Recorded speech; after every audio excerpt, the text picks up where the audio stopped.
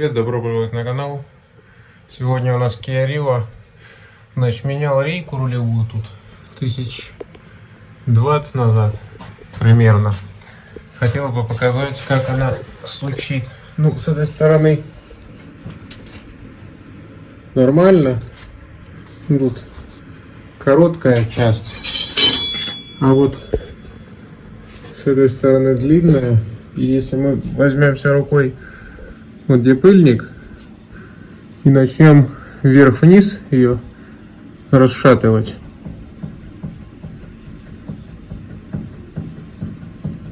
вот она стучит где-то в районе, ну вот, короче, рейка, и там втулка есть где-то вот ближе к пыльнику.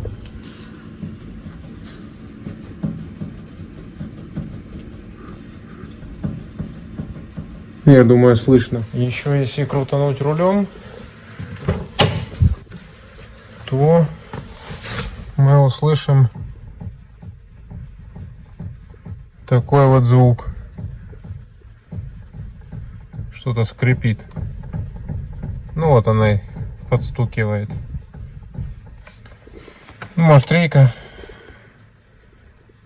по качеству не особо, но вообще по-хорошему менять надо. Ну, короче, будем разбираться с этой проблемой. Просто хотел показать, как она стучит